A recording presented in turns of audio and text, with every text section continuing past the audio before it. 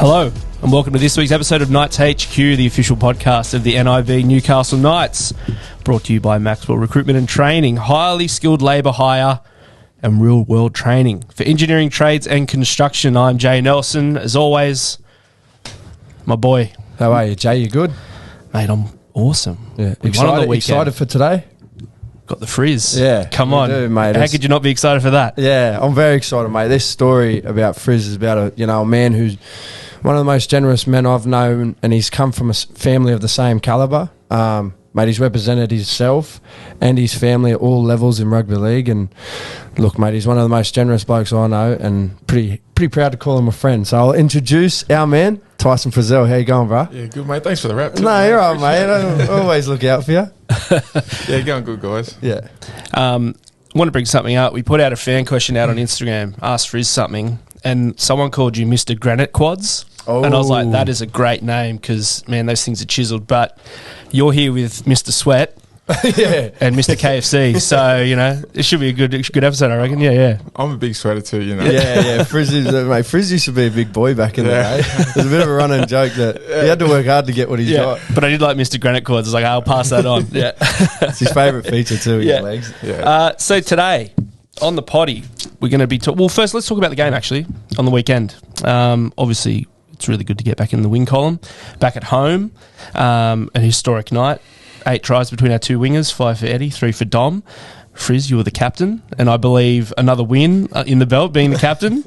Yes, it's not ideal being captain with those other two boys being out, but yeah, it was nice to captain the boys and have a win back at home. We haven't had a win back at home for a while, so to be able to put on a good performance and see those two wingers, score those tries. I didn't realise until the end of the game that he's doing this. Yeah. But I wasn't sure I didn't realise that he scored 5 tries, but how awesome was that? Because I remember George going, you're going to need another hand. Do you remember George when he was saying that on the field? He was going, oh, you're going to need another hand, Edrick. And I don't think anyone really understood what he was talking about, and it was because he was running out of fingers with the tries. Gotcha. Have you ever played in a game where someone scored 4 or 5? No, not that I can remember. I've seen... all the tries that he scored too, some of them are pretty tough, like trying to get in the corner and also Dom as well. But I don't think I've been a part of, a team where I've seen that happen. Like I said, like you're in the moment of the game and you didn't realise that he scored 5 tries, but you look back and like, holy. Yeah. How good is it? Sorry, we played for Australia against Samoa and Valentine Holmes. He'd scored 5 tries. Yeah, right. In an international game. Yeah, in an international game. So, what's the most you've got in one game? Double? 2. Have you ever got a hat-trick? No. Chasing the goal. Chasing the hattie. Lucky to get 2. What else do you think of the performance on the weekend, mate? It was obviously pretty dominant. Yeah, I think with our performances and our wins, it's been everyone performing. It hasn't been too many boys standing out other than obviously Edrick's 5 tries, but it's been a collective performance. Usually in the past we've had wins, we've had certain guys step up, but across the park I couldn't really fault anyone. So we're going to need to be doing that for the rest of the year if we want to be winning more games and we want to be finding ourselves in the finals too. So yeah, I think the standout for me was when they scored those 2 tries. They had all the momentum, and that's where the game can sort of go either way. You can let another try, and then they've got a bit of a sniff, and then who knows what's going to happen. But you guys, stemmed the flow. I think you scored another one sort of maybe 5 or 10 minutes after they scored their second, and then that was it. It was just all one-way traffic after that, so that was really good. Just on being captain, Friz, you did it a couple of times at the Dragons, yeah? Mm. Yeah. What's it like when you've only been here for a year and a half? We had all last year and then this year, and now you've captained the side multiple times. What's that like? Yeah, it is. I guess it is an honour and a privilege, and I've been able to do it at the past at the Dragons. I was a bit more comfortable there because I'd played a lot of footy. 8 seasons there, I think. 8 seasons there, and then it probably wasn't until maybe my 6th season I probably captained one, and then I was in and out depending on our captain was injured or so, and but yeah, being able to come to this club, and last year I sort of had a focus just to really find my feet and work really hard and just sort of mould into what kind of culture that the Knights have brought. And then sort of this year was sort of this pre-season where I really wanted to take on a leadership role and really be a little bit vocal, but also lead from the front too. So, I'm pretty lucky to be given the job. Yeah. In the way of, I guess, Kalen and Braille's there. But yeah, those two, I don't want to be captain anymore because I want those guys to be playing. Let's just say that. It's funny. He's a leader, JJ, but he doesn't strive to be a leader, which I think is a great quality of a leader. Yeah. Someone who doesn't want the accolades of being a leader, but he is in his own right. It's a good quality. The quiet achiever. Yeah. You've played under some great captains. Mm-hmm. Who's the best? Who's the best? I really admired Ben Cray, like when I was coming Benny Cray. Yeah, Benny Cray. I guess not too many people know him off the field, but what a legend of a bloke, especially. He's good. I learned from a coach that, good people make better players. Yeah. So I sort of always took that in and try and be a good person before I was a good player. So he was one of those guys that definitely led from the front, but was such a good person to talk to and, a good friend off the field. So it was a real... I really admired him coming through. No, very, very cool.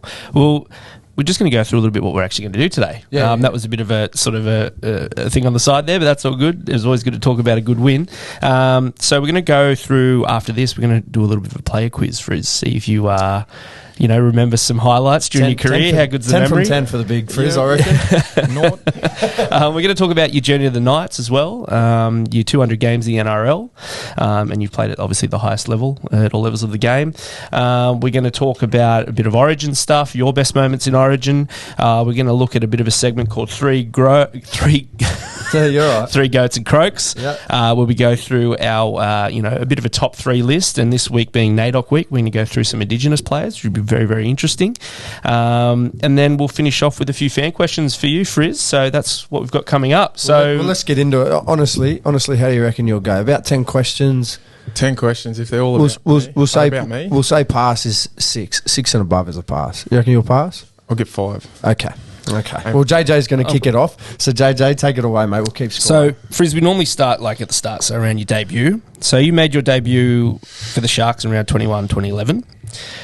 Do you remember who it was against, where it was played, and for a bonus point, what was the score? Yeah, it was against the Broncos up at Suncorp. Bang, bang. If you would ask me what round, I had no idea what round it was. But round 21, yeah. Score. Look, at half time, I think it was 36-6 at half time. And that's all I played. I was off after 40 minutes, Well, it was 46-16. Gave me a tap on the back and said, well done, mate. Well done, mate. Enjoy. I think my second touch, I dropped it too. So mine was the opposite. When we versus Parrot last year, I got thrown on when it was about 30-4. There you go, Craigs. Do your best, mate. Thanks, I'm guessing it would have been maybe 42-12. That's very close, 46-16. Yeah, something like that. But that's 2. No bonus point from 2 from 2. Okay. Question 2, mate. In 2011, you made your Wales debut. Mm-hmm. Who beat you and what was the score in that game? I'm sensing a theme here. Okay, so there's I know it was we had a friendly against Ireland. There you go. Yeah, exactly right. Yeah. Now just need the score. Game? No, the Ireland game. Oh, okay. Sorry, I got the Ireland game. That counts, wouldn't it? Yeah, I think it does. Yeah. Do you remember the score? Once again, another thrashing. I actually got no idea, but I was going to say the England game, which was after it. Oh, no, I didn't get that score. Yeah, just have a wild stab at it. Wild stab. 40 to 12. Oh, close. It was 30. Any stats on that game? No, it was so nowhere. Next question. Your first try was a memorable game back in 2012. Mm-hmm. The score ended 21-20. Yes. Who was that against? I do remember this game. It was at a wet Shark Park. I think it is. It was against Penrith. Bang. Yes. Got him. Bang. Yes, it was against Penrith. Was that the question? Yeah, that was it. Who was it against? Yep, perfect. It was almost the match winner. I think I've seen a highlight of that. Yeah, and then Michael Jennings scored right at the end. I think maybe off a scrum or something like that. And anyways. So can I just jump back? What was it like when you got? So because you're only about 19 when you played for Wales, eh? Yep. Yeah, so I'd only played Because a lot of people don't know that you're Welsh, Tongan, and Australian. That's Dad's Welsh, and when I was I think I was 19. Wales won the European Championships or something like that, and then they fell into the Four Nations. So it was obviously Australia, New Zealand, and England, and then Wales were the fourth team. So it was actually Jeremy Smith said, you're part Welsh. Why don't you go find out and see if you can play? And there ended up being a guy that played for in reserve grade that played for Wales and spoke to him, and then anyways, long story short, I ended up finding my way playing at the end of the year for Wales. So that would have been a mad buzz, especially for your old man side of the family, representing his heritage. Yeah, it was pretty good just to and different environment, different players that I had no idea about. Yeah. And being a part of that squad was pretty awesome. Yeah. Young too, raw 19-year-old. Yeah. Like, I was the youngest in the squad and used to have to. Sorry, not to give away your age. 19 at 2011. I know he still do the math. He still deals people. He's 27. 25. So it was good. So fast forwarding, mate, we're going to go to your Origin debut. Yep. So that was Game 2, 2016. You scored a try on debut. Yes. We're just wondering, do you remember who the halves were in that game? Yes. Adam Reynolds. Ding. Yes. And not Birdie. No. James Maloney. Jimmy Maloney. Yeah, there it is. Yeah. Yes. Yep, What very well what done. was that like? Because I watched the highlights of that game. 2016. It was up at Suncourt, wasn't it? Yeah. I watched the highlights last night while I was doing a bit of... Was this the game? Remember though everyone was calling for Cameron Smith's head and they were saying, he doesn't run, he just passes and rah. And then he goes, right, I'm going to run more. And then he comes out there and branges. He just started running was that the game? I don't know if that was the game, but I do remember that. Yeah. It's the dumbest thing. Because when I was watching the highlights... Yeah, when I was watching the highlights, he was just scooting out, making like 40 metres. And that's it. Poke the bear. That's the way. Yeah, I don't know if it was that game, but we end up. I think Queensland had won the first game, and then we went up there to try and level the series, but end up losing up there. But mate, it was awesome. Yeah. Like I got put in last minute because Wade Graham was meant to be playing, and then he ended up getting suspended for high tackling Jonathan Thurston on the Sunday. Yeah, right. So I ended up getting called in late because he had judiciary. Judiciary is always on a Tuesday. Yeah. So I waited for the judiciary hearing, and then I ended up getting pulled in on the Wednesday. Yeah. So it was kind of like, oh shit, I hadn't made it, and then So you only had about a week's. A week's preparation, just pulled in late. So I'd already been a part of the squad as 18th man like the previous year and things like that, but it was kind of a buzz to be able to be chucked in late and then. 2016 was Laurie the coach at the time? Yeah. So was he the one that gave you the phone call on that Wednesday, or was it Tuesday night you got it? Yeah, I think it was a Tuesday night. Yeah. Yeah, straight after his hearing. So, Wade was meant to make his debut, so it was sort of like... I was like... I felt for him because he was just about to get his debut, and then I ended up getting my debut, and we crossed paths we'd played together, but we crossed paths at the airport, and I'm like, mate, sorry. But it ended up working out. I think he ended up debuting Game 3. Anyway, so we ended up getting to play together. I'm going to add in, that was one of my... That 2016 series was when I became a fan of Tyson Frizell, actually.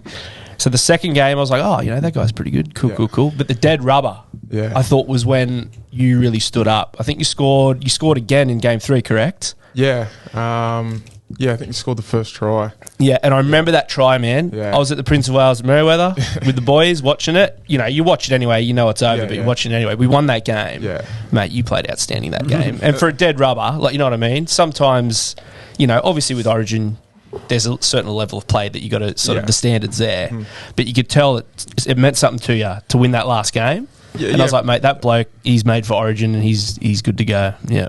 Yeah, for sure. As soon as I got given that opportunity to wear the jersey, I just never wanted to let it go. Like every game I played, I wanted to play as it was my last. And we speak about dead rubber, but if you're a part of Origin, there's no such thing. Yeah, and that's what I mean. Like when you see that, when you see someone like that, especially being New South Welshman, Like, we won in 2014, like you said, Crows. Yeah. But, mate, it was a dominant Queensland era.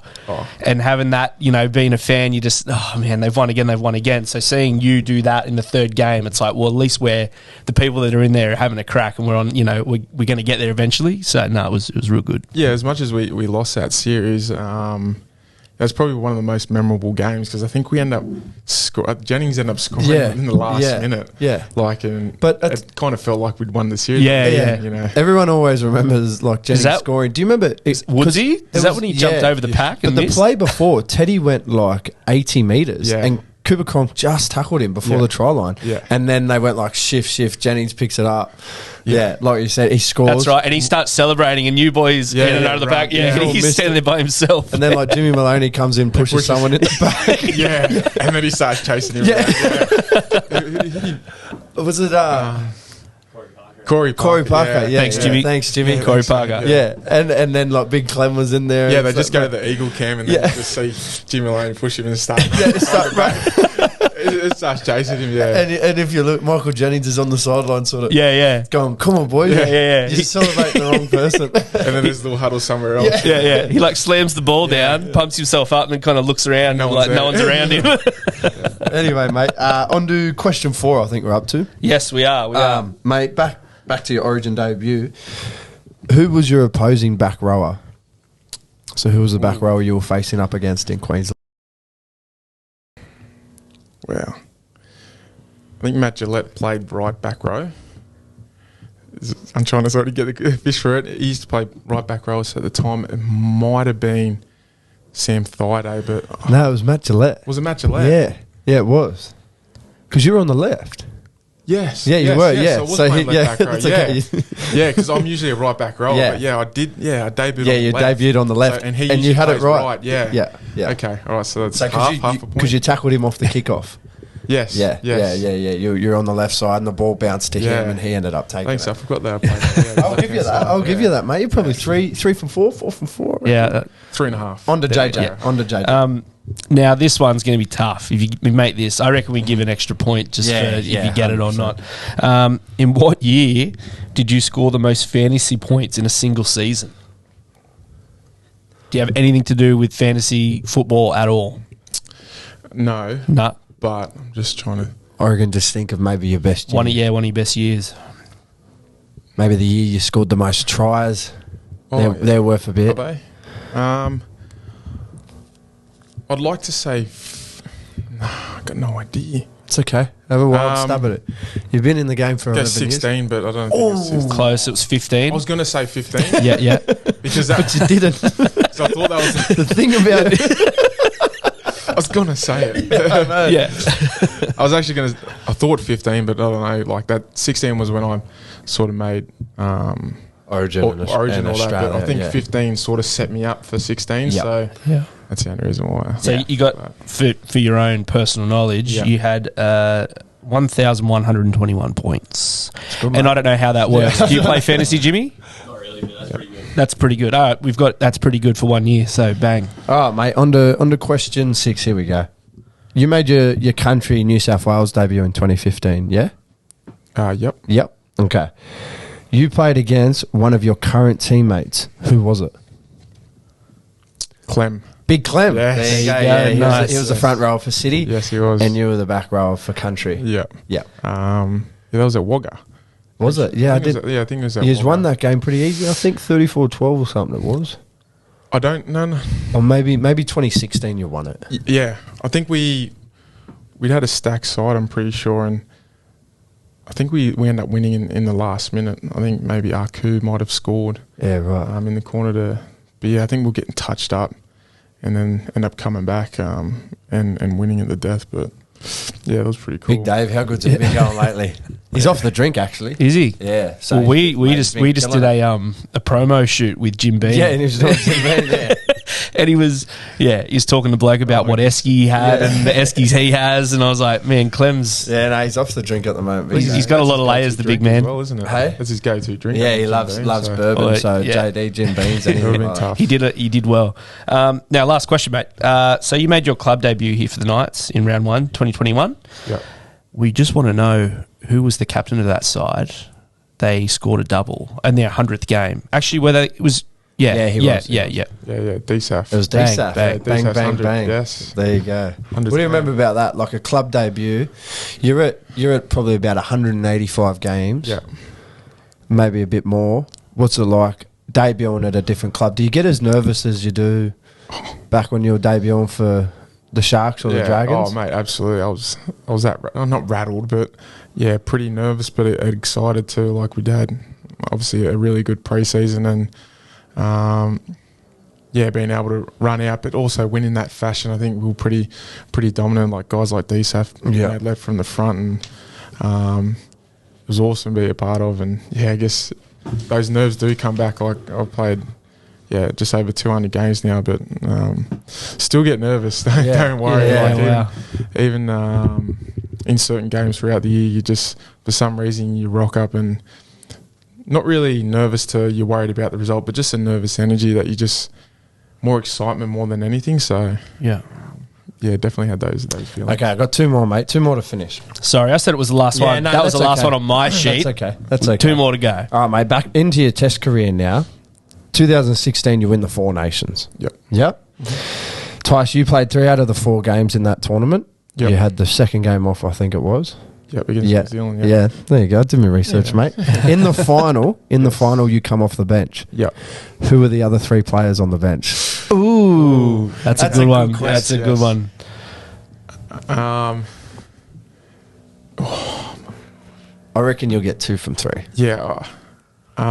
Shannon Boyd. Oh, that was the one I didn't think you'd get. Yeah, yes. him. That's one. Because I only know because Sam Friday ended up breaking his jaw in the game before and got ruled out for the final. So I'm pretty sure he came in for... maybe Matt Gillette? No, Matt Gillette was starting.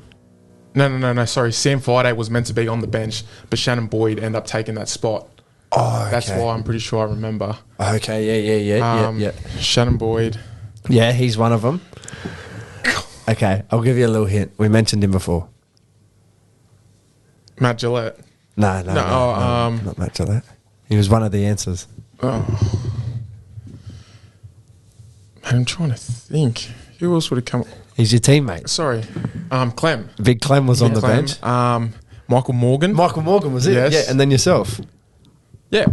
Last one. There it is. Yeah. Bang, bang, bang. I had to help you. I thought you would have got 2 from 3. Mate, final question. You've done really good. Thank you. Better than what you thought? Yeah, absolutely. Okay, mate, final question. Which team have you scored more tries for? New South Wales or Australia? You played 14 games for both. Which team have you scored more tries for? I'm going to say Aussies. You're going to be right. Yes. You scored 4 for Aussies. You scored 3 for New South Wales. Yeah. So you scored twice in that 2016 series. Yeah. And then you scored 2019 over in Perth. Yes. You ran over your little mate KP. Remember you bumped him up? You let him know about it every day too. Well done, man. Thanks, man. I reckon about 9 out of 10. I don't think you messed up a question. That was pretty good, Friz. I reckon definitely 90%. We'll give him that for sure. Yeah, 100%. For sure. 100%. Happy Well with done, that. mate. Yeah, the fantasy one was a bit of a stitch up, Yeah, but everything else was real good. It's close. Now, mate, we want to talk about. Obviously, we have talked about your journey to the Knights. Multiple times since you've been here. Look, I kind of want to talk about how it is now. You've been here for 2 seasons now, or 1.5 seasons. You've got a young family. You've kind of obviously been living in Newcastle now for a little while. Is it everything that was sort of sold to you as far as that's concerned, the lifestyle and, how it is with the fans, the connection to the town and how, rugby league is obviously a big thing here. Has it sort of lived up to that sort of expectation or what you were sold on to come here?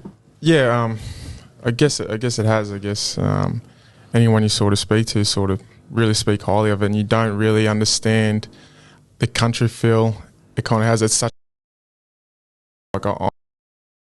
it's the comparison's always like, it's kind of like Wollongong but a little bit bigger, but it kind of isn't. Like it's such a feels like a small community kind of town, and no matter like where I walked, especially when I first come here, how welcoming people were, like welcome to Newcastle. You don't get that unless you go to a little country town, say welcome to such and such. It just doesn't happen. And look, I love it.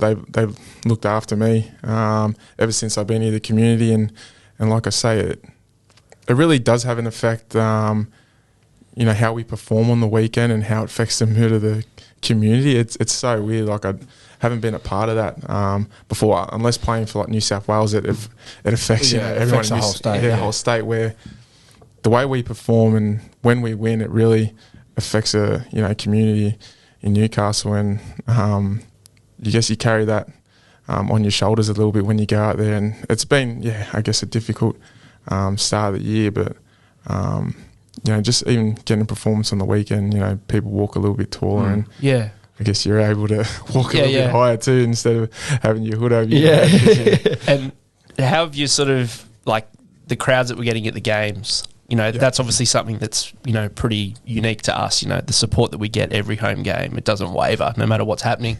Is that something that you've gotten used to, or does it still surprise you when you run out and you're seeing a packed stadium every time? Yeah, it is. It's awesome. Like, regardless of how we're going, they still turn up. And even on the weekend, I think we had close to nearly 10,000. I guess through the rain as well. Like, on a wet, like, miserable Friday night, you just don't. We're not going crash hot. Absolutely. It's raining, and 6 o'clock too. So work finishes 5:30. You know what I mean. And we get still almost 10,000 there. So like, to be able to get a win and put in a performance for those people that showed up through those that torrential rain and the weather, it felt good to walk off the field. Yeah. Can I ask you what got you to Newey? Because at the time, end of 2020, you could have went anywhere. Mm-hmm. You know what I mean? A bloke of your calibre. Mm-hmm. What made you come here?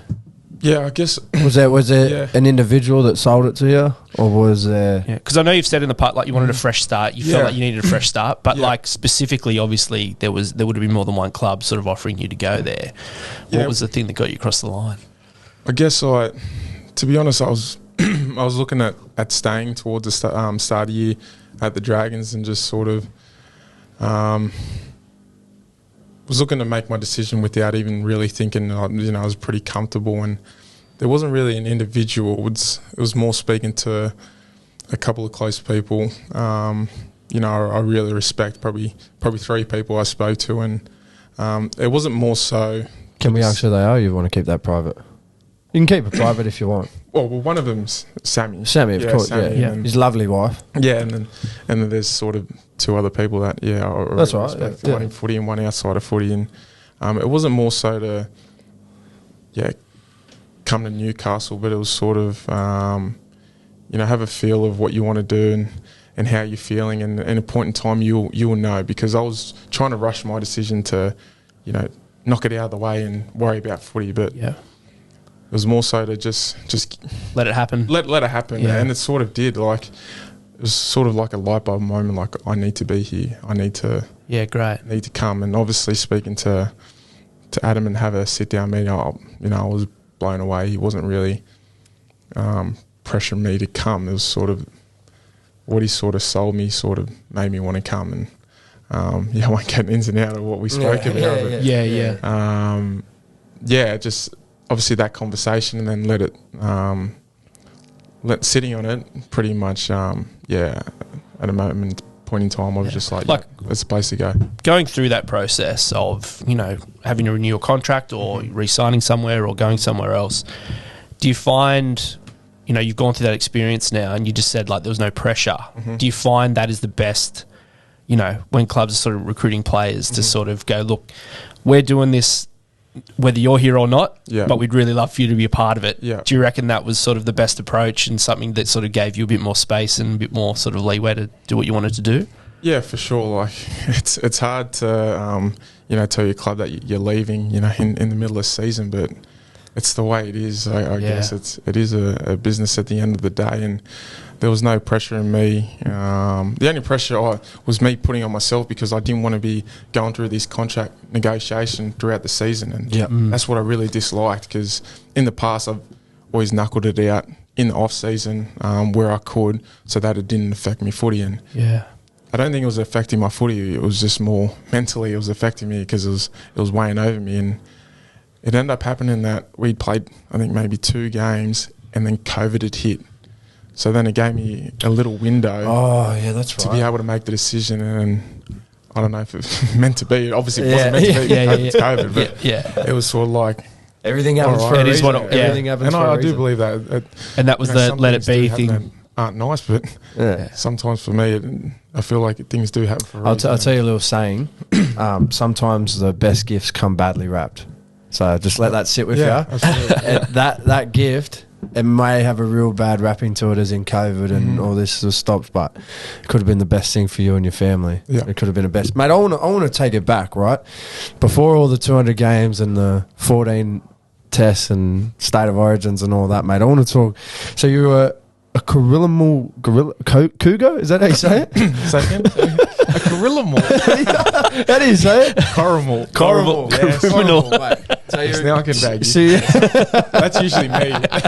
That's usually me saying something like that. mate, what was it? You're just a little chubby kid Yeah. back then. What was it like? Oh, Do you ever think you'd achieve accolades this high?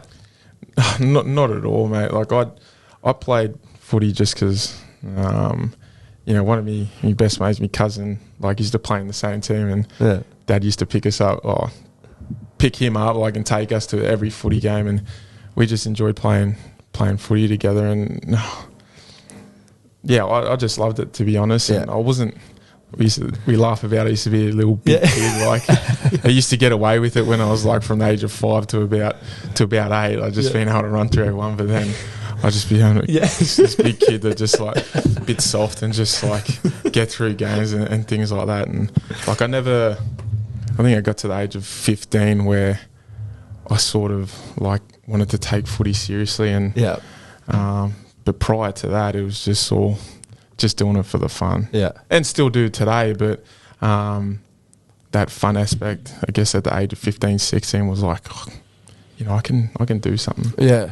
Yeah. Yeah. So that was sort of the turning point there, 15, 16 years old. Yeah, I guess it was more so because I'd never made any rep team. My first rep team was State of Origin, or like was playing under 20s. Yeah. So I guess you had like Illawarra Steelers and all those kind of things, but I was never a part of it. And I actually went to rugby. Yeah, to because try I read this story that you turned down a Waratahs deal in 09, I think it was. Yeah, so in that stage I started to play both, and because I wasn't doing so well in rugby league, Yeah. Dad's like, why don't you go try rugby? And to be honest, like at the time, you kind of just walk into the rep side, in the local rep side, and I ended up sort of going okay down that path. I ended up, brushing rugby league. Yeah. At a Did certain you point. represent the schoolboys for Union? Yeah. So I ended up playing schoolboys in 09 Yeah. in rugby. So yeah, I started heading down the rugby path from the age of, I think, 16. Yeah. And I started heading down that way, and ended up playing Aussie schoolboys for rugby. And then what made you make the code switch over to league?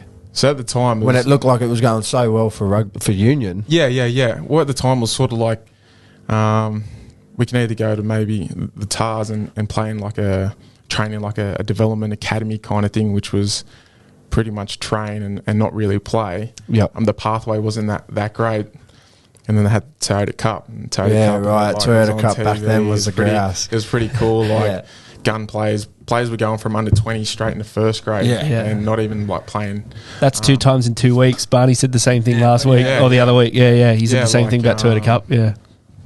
But looking back, like that was probably the worst thing for me. Like I needed to play reserve grade. Yeah. For me as a player, I needed to play reserve grade before I played. Like my first 2 games of first grade were horrendous. I knew I wasn't ready. Yeah. But given opportunity, and you can't turn that Yeah, you got away. to take it. Yeah. It wasn't until the next season where I played reserve grade and felt like I found my feet. But at the time I had a choice between league and union. I thought I'd just come over to league for 1 year, test it out, and see if I was any good, and then end up, never looking back. Yeah. So people don't know, you was talking about rugby union then and your time in the game. You actually have a brother that has played for the All Blacks and plays for the Highlanders in the Super Rugby. Yeah. Tell us a little bit about that. It's a bit of an interesting story.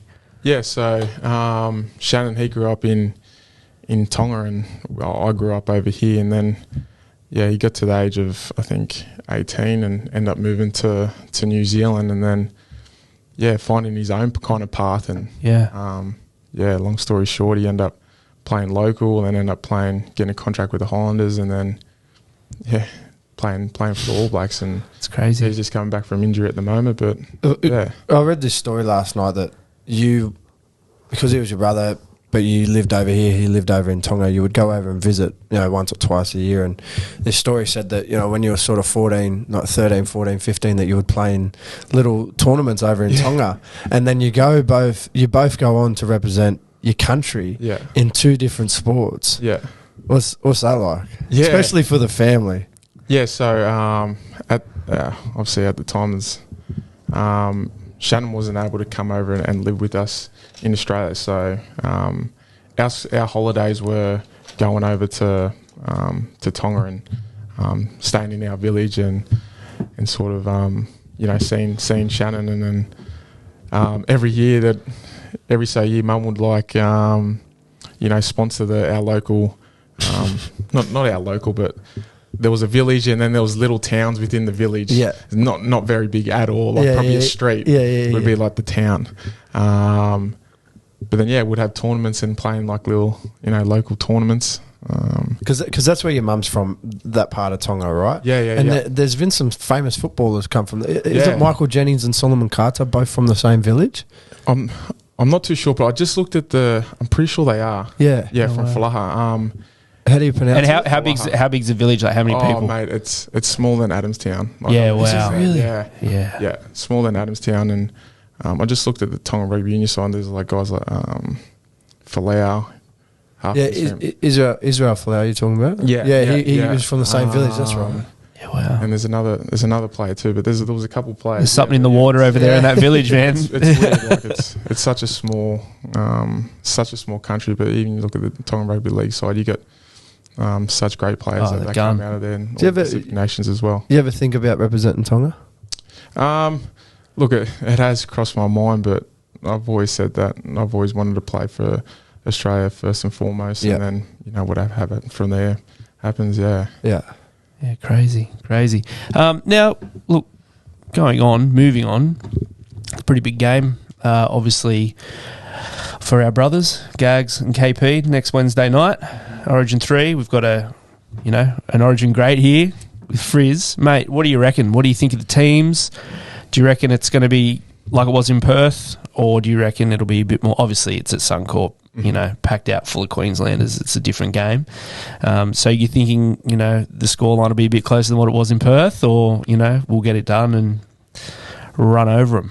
Yeah, I absolutely think that New South Wales can get it done. It's definitely not going to be scoreline like it was over in Perth, and I think there's probably one game I've been a part of that, we've been able to put a scoreline on Queensland up in Queensland. That might have been in a game 1, I'm pretty sure.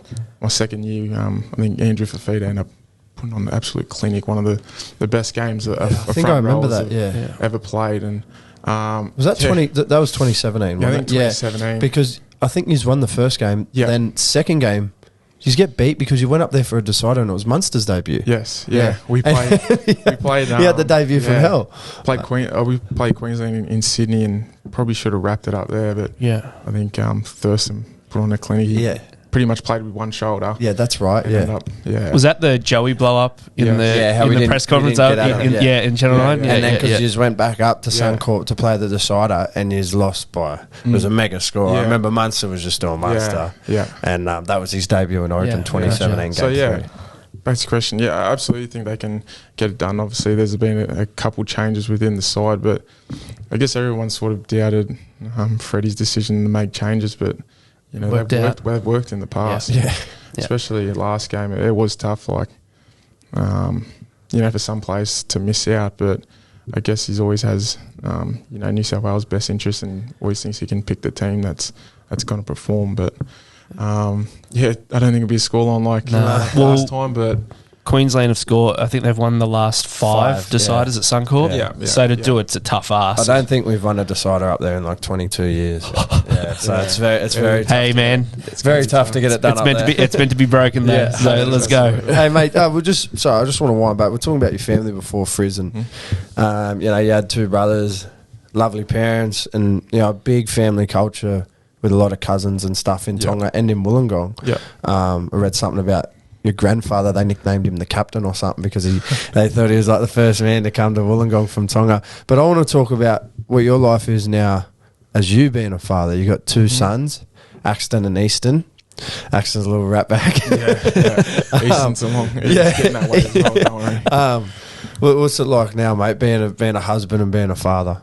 Yeah, it's the best thing ever. Like, I guess when I grew up, I got to a stage where me and Sammy obviously got married, and the first thing I wanted to do was become a father. I didn't know what that was gonna be like and how that would be, but I guess you have an appreciation. I guess you have a big perspective on how life is and being able to father them and look after them. And I guess you look back and how you were as a kid and what your parents would always, you know, they always laugh at me and they're like, you get what you deserve. Yeah. That's the way you were like it. I guess all you want to do now is be a role model for them, and also, I guess we speak about heroes and things like that, and you want your kids to say things about you, and you want to be your kids' hero.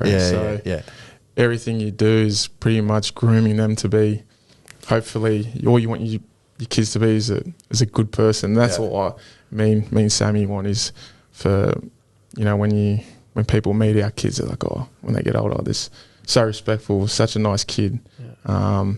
They got a bit of rap bag in them, but as long as they're respectful, don't they all? In a certain way, like, that's all you want. And I'll tell you what, mate, they got two good role models in you and Sammy. I was going to ask, what do you get up to away from footy, but I reckon they keep your hands. Well, keep your hands pretty full. I was going to say that, mate. Like, you can tell that, like, obviously you're super active in their lives, because, like, obviously we're all friends with you guys on social media and Sammy on social media. So whenever it's a day off or day after a game, there's always a post with you and the boys getting up to something. So obviously that would take up a lot of your time. Yeah, it does, and they are a handful, but they're the best things ever.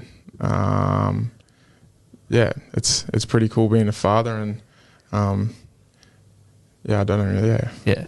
Now, 3 goats and croaks. Basically, what this is a top 3 list of who we think is the best in a certain area. Now, because it's NAIDOC week, we're going to be talking about Indigenous players.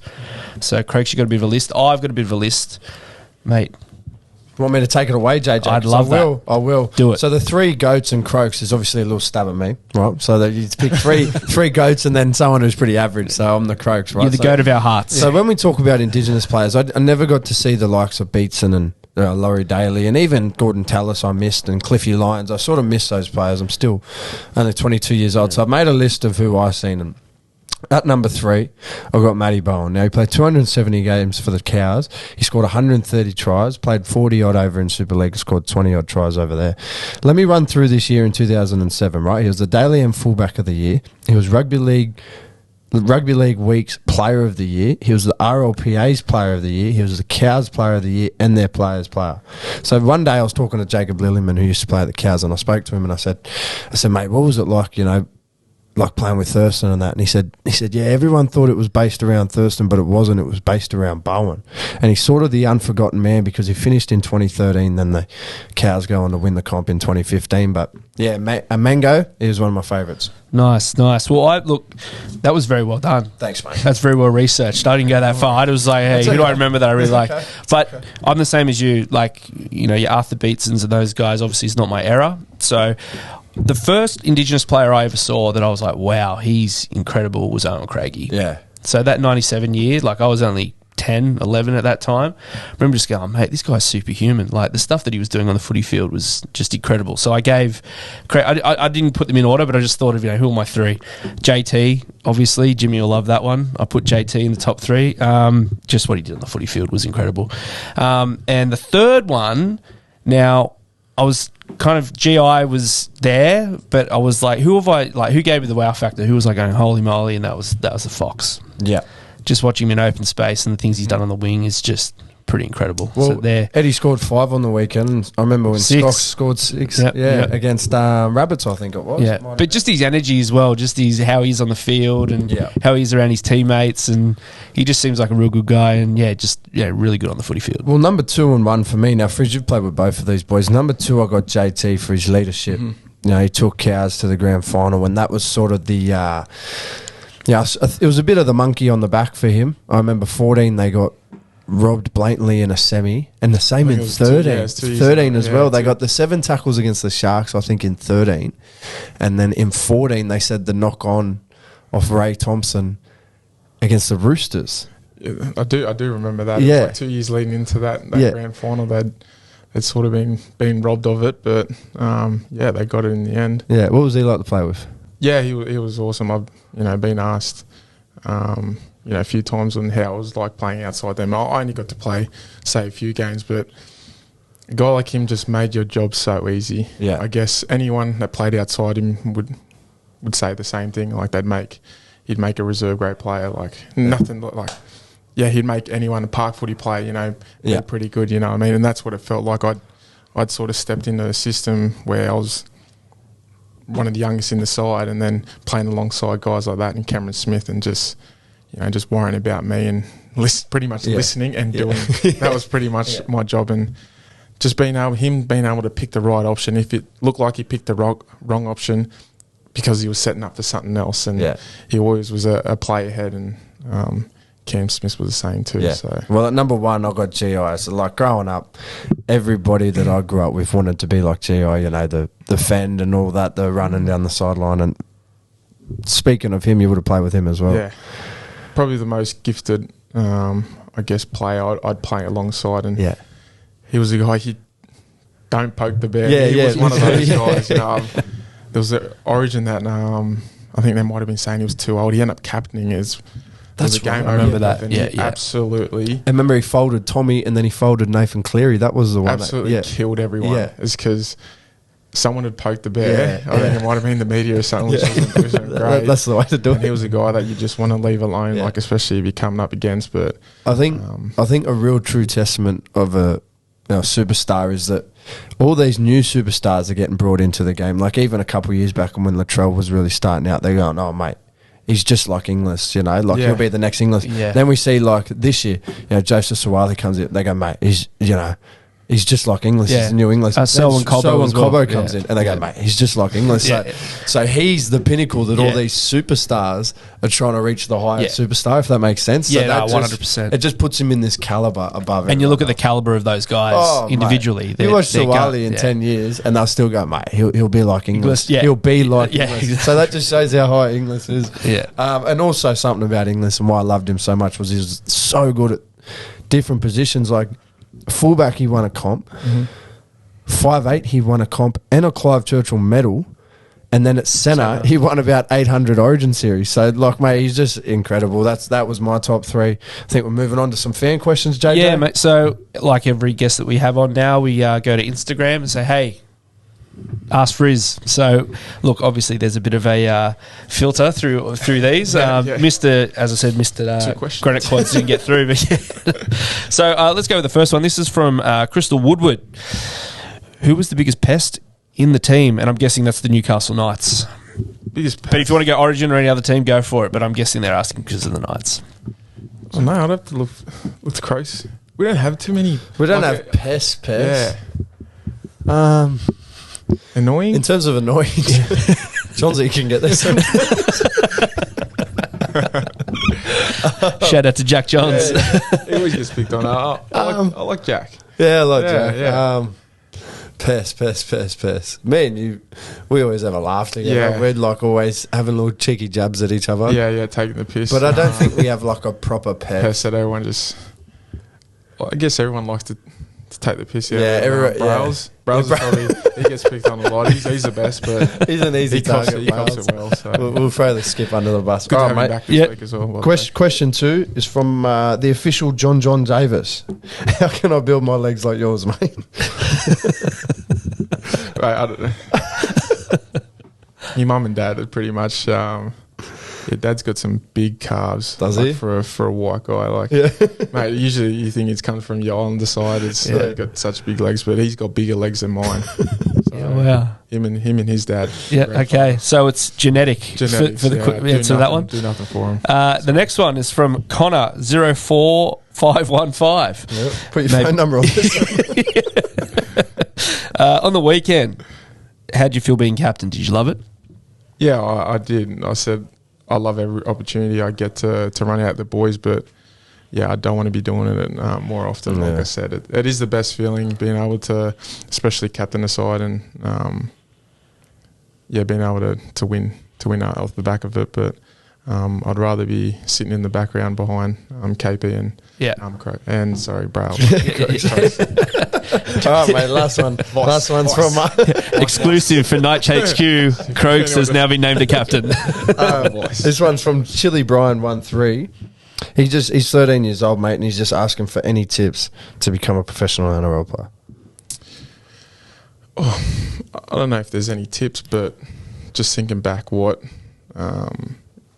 how I was coming up and how I sort of got to where I was, and it was pretty much, first thing was I did it because I wanted to do it, not because it was a cool thing to do or anyone else wanted to. It's what I was passionate about. You got to realise if you really want something, if you like it, you're going to be driven to work hard for it. And then the other thing is, working hard and doing what others aren't doing pretty much. It's not just rocking up to training and getting through your training sessions and expecting to be something different. You need to be doing something different to be able to get what you've never got.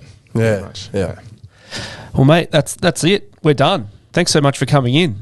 We really appreciate it. Wasn't too bad. Thanks. No, it was real good, real good. Honestly, Last time you see me, but it's I really do appreciate. You went really well. No, you're a really good speaker, as much as you don't think you are. Mate, you're really good. And thanks for giving us the insight that you did and a few things you were talking about. It's always good to give the fans, a bit of an insight into yourself. So, no, we appreciate it, mate. Happy to call you, mate. Thanks, mate. Good on you, Friz. Done, man. Thank you too, JJ. Oh, thanks, brother. Same to you, Croaks. And Jimmy. Thanks for writing this all. It's going well. Obviously, last thing, though. We're now on YouTube. Full episodes on YouTube. So, subscribe the channel. Like and subscribe. Hit them, Croaks. Mate, like and subscribe. Like and subscribe. Thanks, bang, Friz. You heard Friz. Like and subscribe. Look, you can leave a review on Apple, Spotify, and wherever you get your podcasts. You can also listen to our back catalogue on our website. Check it out. Thanks again, Friz. We'll see you on the next one. Thanks for listening.